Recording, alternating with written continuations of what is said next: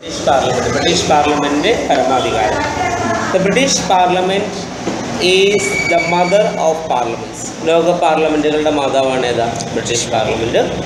It consists of two houses, House of Commons and House of Lords. And the House of Commons is the popularly elected lower chamber which exercises supreme power. The House of Commons is the ജനങ്ങൾ തിരഞ്ഞെടുത്ത അധോമണ്ഡലം എന്ന് പറയുന്നത് അവർക്കാണ് ഏറ്റവും കൂടുതൽ പരമാധികാരം കൈകാര്യം ചെയ്യുന്നത്. അതുകൊണ്ടാണ് നമുക്ക് ഹൗസ് ഓഫ് കോമൺസിനെ എന്ത് വിളിക്കുന്നത്, sovereignty of the British parliament എന്ന് പറയുന്നത്. അതായത് ബ്രിട്ടീഷ് പാർലമെൻറ്റിൻ്റെ പരമാധികാരം എന്ന് നമുക്ക് എന്ത് ചെയ്യും, ഇതിനെ വിശേഷിപ്പിക്കാനായിട്ട് കഴിയും. It can make or unmake any law whatever it likes. അപ്പോൾ ഏതൊരു നിയമം വേണമെങ്കിലും എന്ത് ചെയ്യാം, പാർലമെൻറ്റ് ഇഷ്ടമനുസരിച്ച് ഉണ്ടാക്കുകയോ ഉണ്ടാക്കാതിരിക്കുകയും ചെയ്യാം. Rather than making a man A woman. അതായത് ഒരു സ്ത്രീയെ അല്ലെങ്കിൽ ഒരു പുരുഷനെ സ്ത്രീയാക്കാനോ ഒരു സ്ത്രീയെ പുരുഷനാക്കാനോ പറ്റത്തില്ല. പക്ഷേ ബ്രിട്ടീഷ് പാർലമെൻറ്റിൽ ഏതൊരു നിയമവും എന്ത് ചെയ്യാം, ഉണ്ടാക്കുകയോ ഉണ്ടാക്കാതിരിക്കുകയോ ചെയ്യാം. It can bastardise a child. ഒരു കുട്ടിയെ എന്താക്കി മാറ്റാം, അച്ഛനില്ലാത്തതാക്കി മാറ്റാം, തന്തയില്ലാത്തവനാക്കി മാറ്റാം. Or legitimates a child born before marriage. കല്യാണത്തിന് മുമ്പ് പിറന്നൊരു കുട്ടി, അതിനെ നമ്മൾ ബാസ്റ്റാർഡെന്ന് വിളിക്കും അല്ലേ, തന്തയില്ലാത്തവരെന്ന് പറയും. പക്ഷെ അങ്ങനെയുള്ളൊരു കുട്ടിയെ എന്ത് ചെയ്യാൻ വേണമെങ്കിൽ ലീഗലാക്കി മാറ്റാം. അപ്പോൾ അങ്ങനെ ഒരു അധികാരം ആർക്കുണ്ട്, ബ്രിട്ടീഷ് പാർലമെൻറ്റിനുണ്ട്. അല്ല ഇപ്പോൾ ഒരു പുരുഷനെ സ്ത്രീയാക്കി മാറ്റാനോ അല്ലെങ്കിൽ ഒരു സ്ത്രീയെ പുരുഷനാക്കി മാറ്റാനോ നിയമം പാസ്സാക്കാൻ കഴിയത്തില്ല. ഒരിക്കലും അല്ലെങ്കിൽ സാധാരണ ഒരാളിനെ ഒരിക്കലും എന്ത് ചെയ്യാൻ പറ്റത്തില്ല, നിയമത്തിൽ കൂടി പട്ടിയാക്കാൻ പറ്റത്തില്ല. അതൊഴികെ ബാക്കിയുള്ള ഏതൊരു നിയമവും എവിടെ പാസ്സാക്കാം, ബ്രിട്ടീഷ് പാർലമെൻറ്റിൽ പാസ്സാക്കാനായിട്ട് കഴിയും. അപ്പോൾ ആ ഒരു പവറിനെയാണ് നമ്മൾ എന്ത് പറയുന്നത്, പാർലമെൻറ്റ് സോവറിറ്റി എന്ന് പറയപ്പെടുന്നത്. The reasons for the sovereignty, ആ ഒരു പവർ ആ ഒരു അധികാരത്തെയാണ് എന്താ പറയുക, പിന്നെ sovereignty of the British parliament എന്ന് പറയുന്നത്. The reason for the sovereignty of the British Parliament are the following. പല കാരണങ്ങളുണ്ട് എന്തുകൊണ്ട് ബ്രിട്ടീഷ് പാർലമെൻറ്റ് ഇത്തരം അധികാരം വന്നു എന്നുള്ളതാണ്. ഒന്നാമത്തത്, there is no written constitution written to define and limit the power and functions of parliament. പാർലമെൻറ്റിൻ്റെ അധികാരങ്ങളെക്കുറിച്ച് നിർവചിക്കുവാനും പാർലമെൻറ്റിൻ്റെ അധികാരങ്ങളെ പരിമിതപ്പെടുത്തുവാനുമുള്ള ഒരു എഴുതപ്പെട്ട ഭരണഘടന എവിടെയില്ല, ബ്രിട്ടനിൽ. അല്ലെങ്കിൽ ബ്രിട്ടീഷ് പാർലമെൻറ്റിൽ ഹൗസ് ഓഫ് കോമൺസിന് ഇന്ന അധികാരങ്ങളുണ്ട്, ഇന്ന അധികാരങ്ങൾ അവർക്ക് പരിമിതപ്പെടുത്തിയിരിക്കുന്നു എന്ന് പറയുവാനുള്ളൊരു ഭരണഘടന എവിടെയില്ല, ബ്രിട്ടനിൽ ഇല്ല. അതുകൊണ്ട് ബ്രിട്ടീഷ് പാർലമെൻറ്റിന് എന്താണ്, പരമാധികാരം കൂടുന്നു. രണ്ടാമത്തേത്,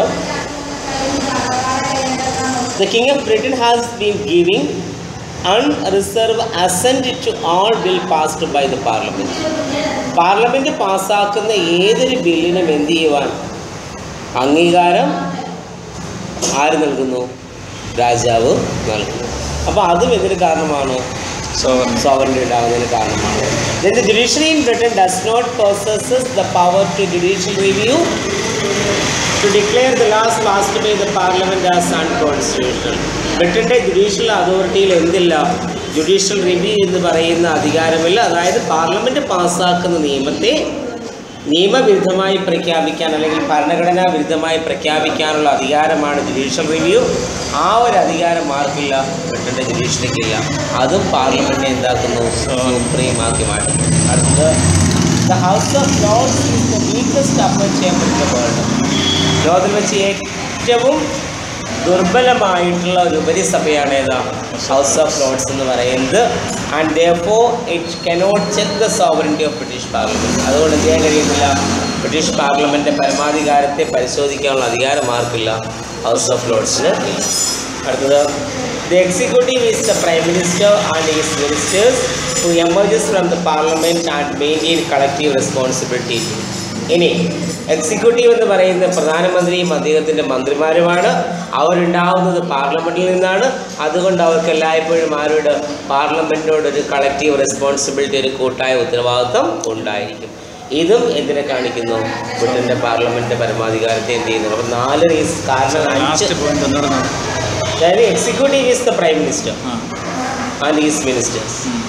എക്സിക്യൂട്ടീവ് എന്ന് പറയുന്നത് പ്രധാനമന്ത്രിയും അദ്ദേഹത്തിൻ്റെ മന്ത്രിസഭയുമാണ്. ഈ പ്രധാനമന്ത്രി ഉണ്ടാവുന്നത് എവിടെ നിന്നാണ്, പാർലമെന്റിൽ നിന്നാണ്. അതായത് ഹൗസ് ഓഫ് കോമൺസിന്റെ നേതാവിനെയാണ് ആരായി തിരഞ്ഞെടുക്കുന്നത്?